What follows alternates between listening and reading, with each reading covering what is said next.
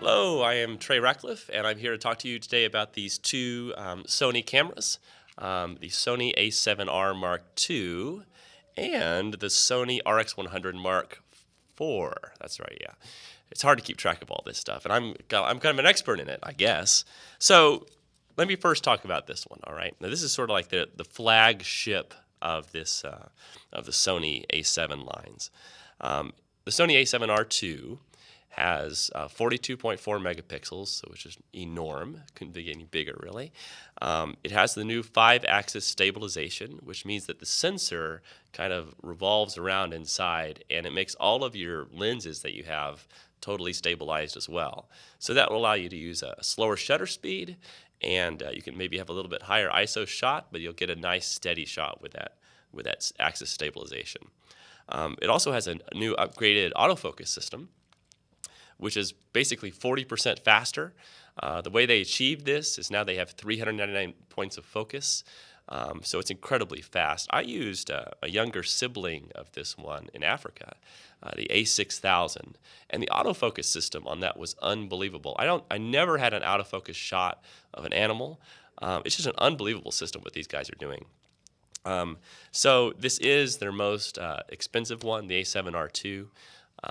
That's probably the only downside. It's about $3,000, although it is cheaper than a lot of high-end DSLRs, so that's good.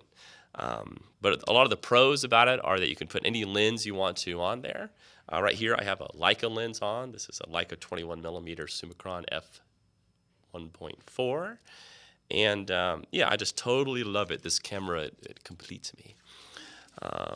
Now, its younger brother. This is the Sony RX100 Mark IV, and it's a great camera too. It's super handy dandy. This is actually the main camera that I use like at Burning Man, or sometimes when I'm just walking around the streets and want to do street photos. You know, once you get into photography, you're just like addicted to it. You can't get enough of it. So even walking around the streets of San Francisco here yesterday, I was using this. It's got an amazing back on it. It folds out. It does all kinds of crazy stuff. You know, you go totally Cirque du Soleil with this thing. It's great. If you don't want to use up all your battery power, one of my hot little tips is just to pop open this thing, okay, and that turns it off automatically. And this is your kind of electronic viewfinder, which you can look through right there. It's an amazing image. It has a new sensor stacking system, so it can write super fast to the card. What that means basically is you get 16 frames per second, which is unbelievable. I mean, super fast. There's no way you can miss a shot at 16 frames per second. And then also, this does 4K video. And one of the coolest features, and I don't know if anyone thinks this feature is as cool as I do, but it shoots video at up to 960 frames per second, and that's at 1080p.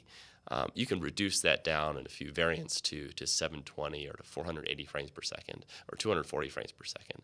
But you can do some really cool artsy slow-mo motion stuff with that, and it's super duper cool.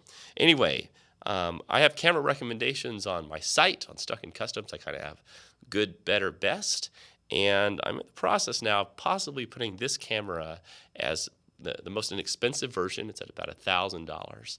But it's so great. It does auto bracketing and just like raw photos. It does everything you need. So this might become my entry-level camera. All right, so this one is definitely a buy as well.